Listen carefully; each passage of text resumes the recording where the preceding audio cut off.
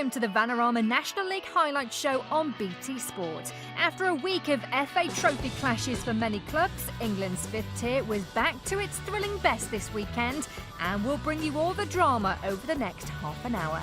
Coming up, with Hartlepool on the brink, fans rally to save this historic club. League leaders Macclesfield are put to the sword as Fylde continue to fly. And surprise package Sutton face a tough choice if they're to secure promotion. We begin with news of a critical week in the history of Hartlepool United. After dropping out of the Football League last season for the first time in 96 years, the club faced even greater peril, needing to raise £200,000 by Thursday in order to avoid entering administration. Victoria Park was sold out for Saturday's game against Wrexham as fans from Middlesbrough travelled down to repay an old favour, helping to generate much-needed funds. But with talks of a takeover on the table, Jeff Brazier headed to the northeast to get the latest on the bid to save the pools.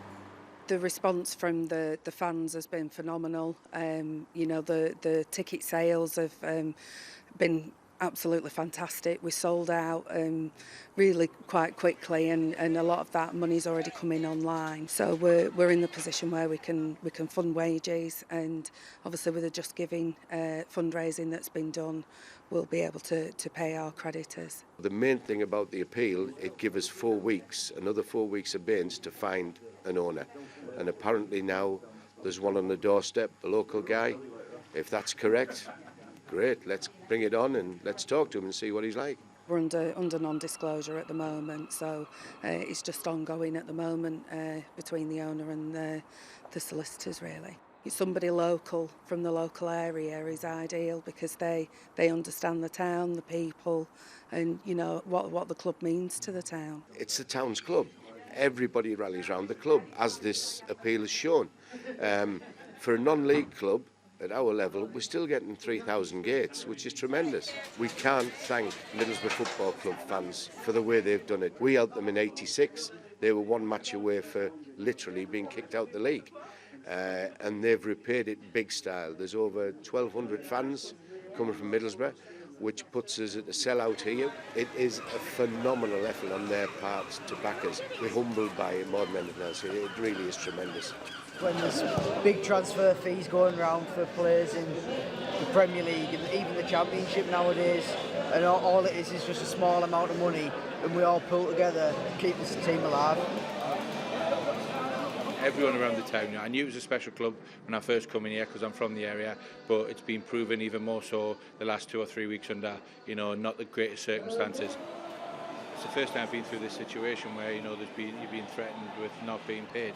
As they say, what doesn't kill you makes you stronger, and hopefully in 4 or 5 weeks' time, when we're looking back on this, it's something that's been built into your character, and it's something that you draw upon if needed again.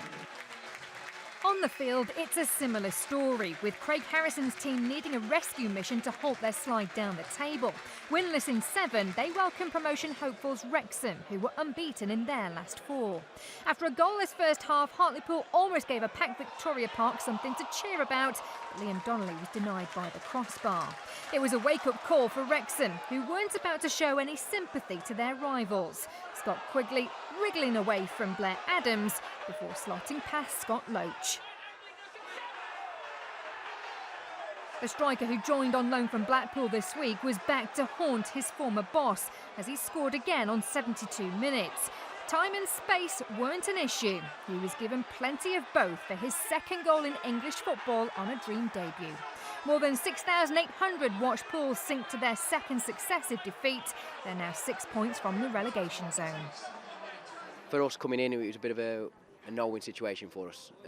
We had to come here, and you know what, fair play to all the fans that turned up to help the football club, but obviously we had to go out there and we had to be ruthless, and for about us it was about what was happened on the pitch, and we had to go about our business in the right way, and I thought the lads equipped themselves, and we played really well and we deserved the 3 points.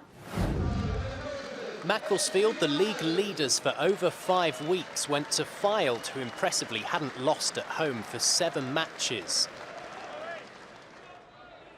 Only 6 minutes into the clash at Mill Farm, a John Smith corner was headed in by Lewis Montrose, 1-0 to the hosts. Quarter of an hour later, Fylde pressure continued in the Mac half. Jack Muldoon went for goal from 25 yards, beating Sam Ramsbottom to double the lead for Dave Challoner's men. Macclesfield's 11-game unbeaten run was looking in serious trouble. More questionable goalkeeping followed as Sam Finley also tried his luck from distance, now 3-0.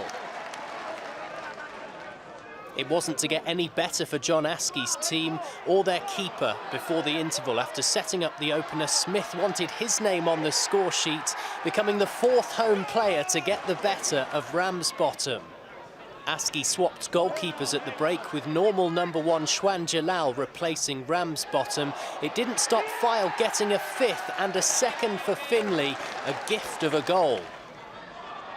Amazingly, that wasn't it in the northwest. Into the final 10 minutes of a nightmare match for the division's top side, Andy Bond completed a relentless rout. Mac lose for the first time since October. Fylde are up to 9th, the highest league position in their history. Outstanding performance, outstanding work rate, intensity to our play with a lot of quality attached to it. First half, probably couldn't have gone any more perfect. You're not gonna overanalyze that. That was as good as it could be. We need a reaction after that. So yeah, we're still obviously in a good position, but that today wasn't acceptable. Saw a start after the game that your team had only conceded 6 in the previous 8 games, obviously conceding 6 today. What can you put that down to? Just poor play. It was 6, it could have been 12. Looking to put pressure on Macclesfield were Aldershot, who sat just 4 points behind the Silkmen after back-to-back wins. Ebbsfleet, though, were desperate to bounce back after their FA Trophy exit to Warrington earlier in the week. Both teams have scored more than 40 goals this season, but neither could muster anything at the EBB. The closest opportunity fell to Fleet's top scorer, Danny Kedwell, in the first half. In fact, he was the only one who found the back of the net all afternoon, only to be denied by the assistant referee. Ebbsfleet pick up a point but drop a place to 11th. The Shots are unbeaten in 6.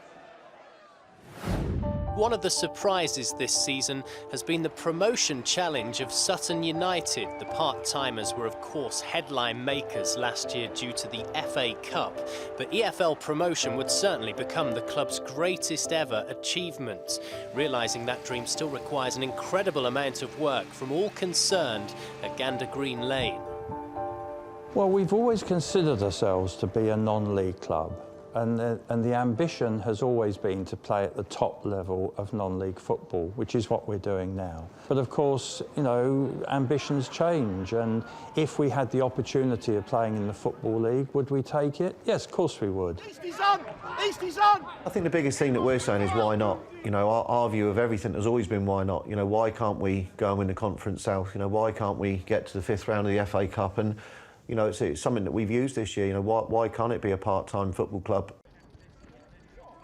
We've got faith in the club. That they've told us to get promotion, and they'll deal with the rest. So deep down, I don't think the lads really pay a lot of attention to what goes on behind the scenes, like with the pitch and that. Obviously, as everybody's aware, the EFL do not allow artificial surfaces at the moment in their competition. Our discussions with the Football Association, with the National League so far, has been more what we've got to do to comply. As a community club with our 3G pitch, we've got the situation that we've signed an undertaking with the National League that if we played at the top level, that we would take up the 3G pitch and put grass down.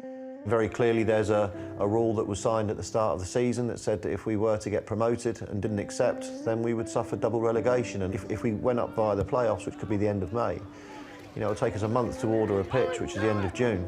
And then you're talking about 12 weeks for the pitch to bed in, to be actually fit for purpose. There's nothing wrong with the surface is excellent. You just have to get over this sort of dinosaur approach of what a 3G pitch used to be. You can't play in the Scottish Premiership, you can't play in the World Cup, you can't play in the Champions League. You can't also have a facility from the FA at St George's, which, you know, has got superb 3G pitches on, and not think that it's good enough for League One and League Two. The whole of Europe have them. It seems archaic to me that people don't see it as a positive rather than a negative. Sutton began the weekend 6 points off the National League summit, but with a better record away than at home. They faced another tricky test against a Dagenham side with only 1 win in 6. Watching this for us, Adam Virgo and Adam Somerton. A little bit loose and it's right! And it's in! The mistake capitalised on emphatically by Sutton's top scorer. Got the awareness there of Tommy Wright to realise the danger that it's not going to go back to Mark Cousins. Great little touch there. He just reads it. He knows it's going back. He's on the front foot. Mark Cousins can't get there. And it's a really well-taken goal. And it's certainly a goal that Sutton deserve. To a good area, and it's a second goal. It's Boreham. And Sutton United double their advantage again the Green Lane. He's got a free header every single time. Ling, very, very flat-footed. Just goes to it first. And he's the one who just wants to go and attack it.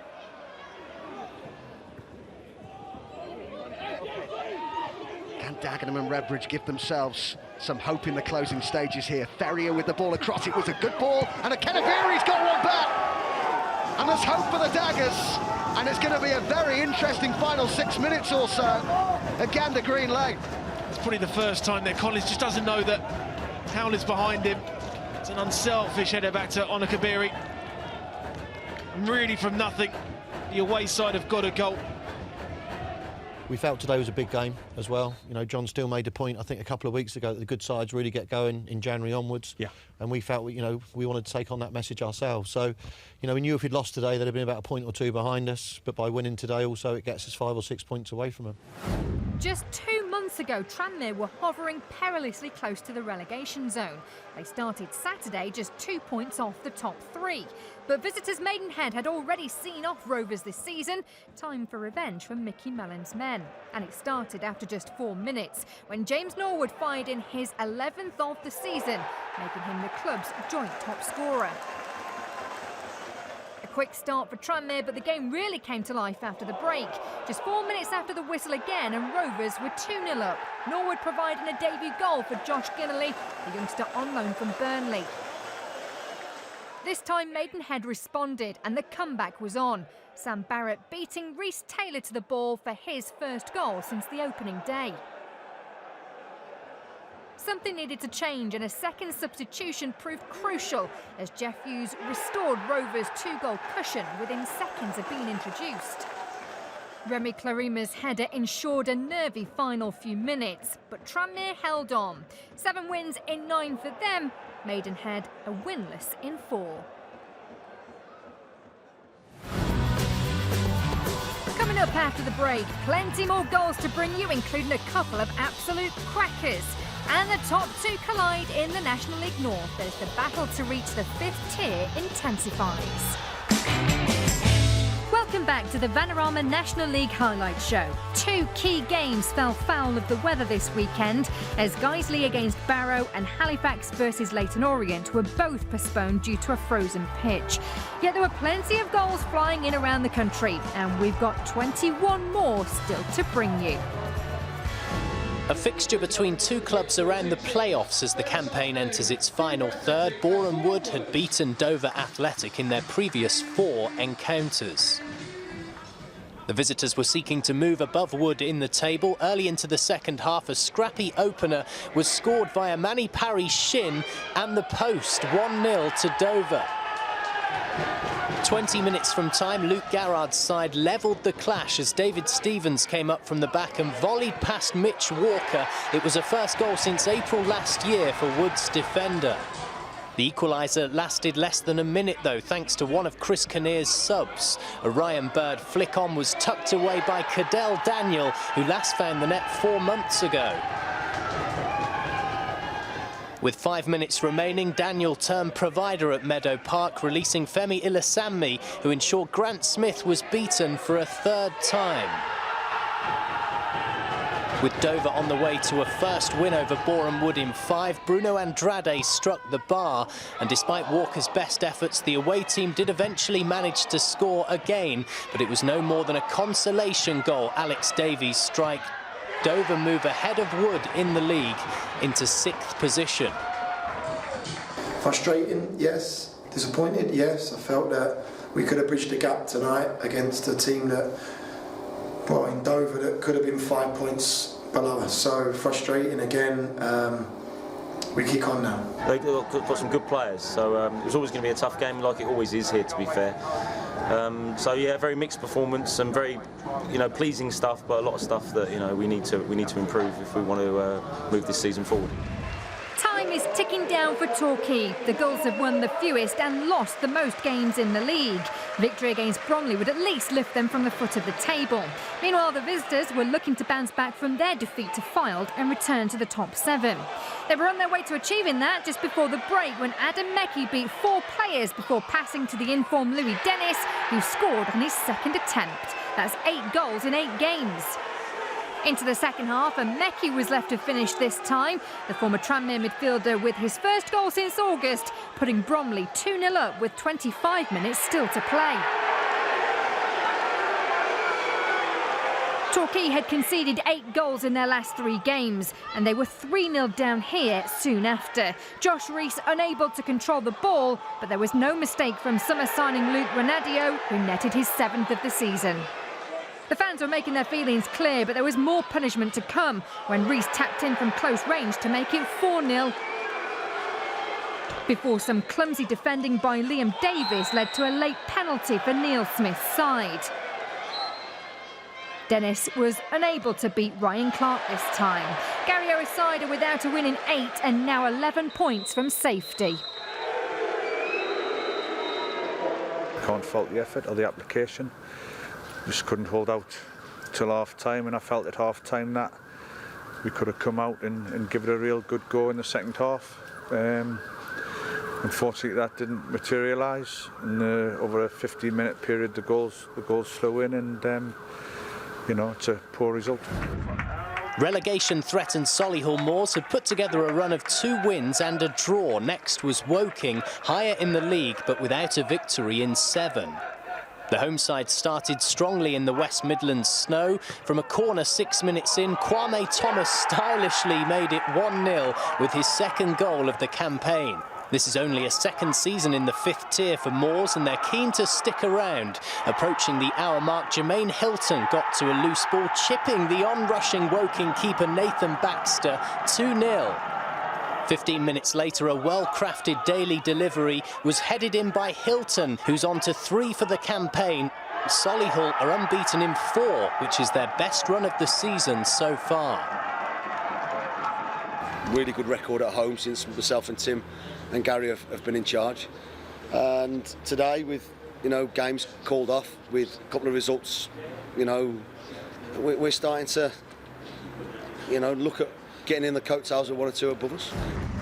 The football world was shocked by the untimely death of Cyril Regis this week, and players and fans around the country observed a minute's applause for the 59-year-old, whose previous clubs included Chester. Unbeaten in 3 games, the Blues were on their best run since the start of the season, but they were on the back foot from a Gateshead set piece just before the break. Patrick McLaughlin with his first of the season. Seconds later, it was 2-0. Wes York doing the hard yards down the right wing, Jordan Burrow turning and scoring his 5th to equal Danny Johnson's tally. Steve Watson's side started the second half as they finished the first, with another goal inside 7 minutes. Jordan Preston showing his composure to beat Craig Marn and firing into the top corner. Chester eventually got on the score sheet, the consolation goal coming from Harry White, but it was their only response. That's Gateshead's first win in 7, moving them up 3 places to 15th. Maidstone United's promising start to the campaign seems like a distant memory after a 10-game winless run, and the club's situation wasn't eased this week, with main attacker Joe Pigott departing for AFC Wimbledon. After netting 12 times in all competitions for Maidstone, Pigott was on target in his League One debut. Would his old teammates be able to muster a victory at home to Eastleigh, who hadn't lost in 6? The answer was looking like a yes after only a minute played at the Gallagher Stadium. Suspect defending and keeping allowed an opportunity for the former Hull City forward Johan ter Horst, the perfect start. Eastleigh are performing well under new boss Andy Hessenthaler and responded moments later thanks to defender Ayo Obelay. His previous 3 goals had all been penalties. Despite continued pressure from the visitors, Maidstone regained advantage past the half-hour mark after a Jai-Reason effort hit the post. New captain Stuart Lewis made it 3 in his last 3 matches, 2-1 at the break. Eastleigh signed Ryan Broom from Bristol Rovers on Friday in a loan deal. It didn't take long for the midfielder to make an impact, curling the ball past Lee Worgan only 15 minutes after coming on as a sub.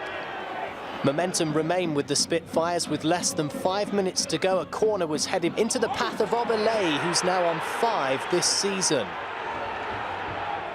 Right at the end, Maidstone thought they'd earned a penalty after ter Horst tangled with Sam Wood. Referee Daniel Middleton disagreed. Pigottless Maidstone slipped to 14th. Eastleigh make it 7 matches without defeat.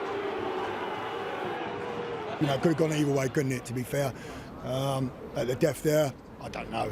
Listen, it could have been a penalty. I'm sure he could have easily given it. He never. But Maidstone are a good team. They were a better footballing team today, I've got to say. But you know, it got us a result in the end. The defeat sees Maidstone continue to slide, but the situation is even grimmer for rock-bottom Torquay, who remain 11 points from safety.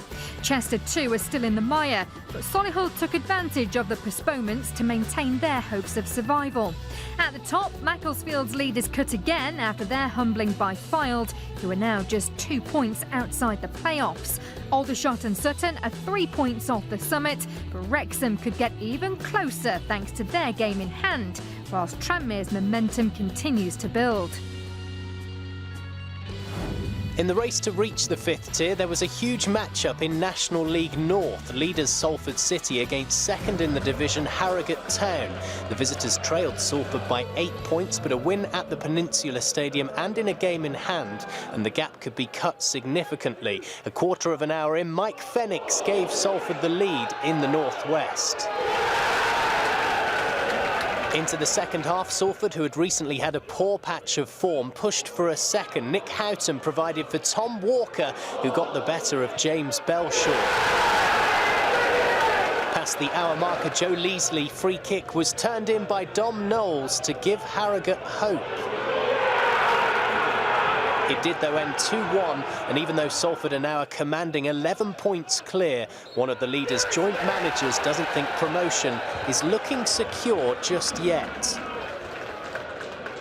In this league, there's no easy games. You know, we were 9 points clear, and before we knew it was 2 points clear, potentially going second in the league. So it's never won till it's won. You never promote it till you promote it. People say you come fair. We just got to keep chalking the games off and hopefully get nearer to our goal. Salford's promotion dreams were aided by results elsewhere, as no one else in the top 6 could manage a win, although all of them apart from York still have games in hand as they try to maintain hope of catching the league leaders. In the south, Dartford were able to pad their lead with a point away at Chippenham after Hampton and Richmond and Havant and Waterlooville both had their games postponed. Hemel Hempstead moved up to 5th after a last-gasp win over Braintree. We leave you this week with the league's form side AFC Fylde, who produced one of the results of the season with a 6-goal demolition of leaders Macclesfield. The Coasters have now won 5 of their last 6 games, and having only been promoted last season, they've got a playoff push firmly in their sights. We'll see you next time.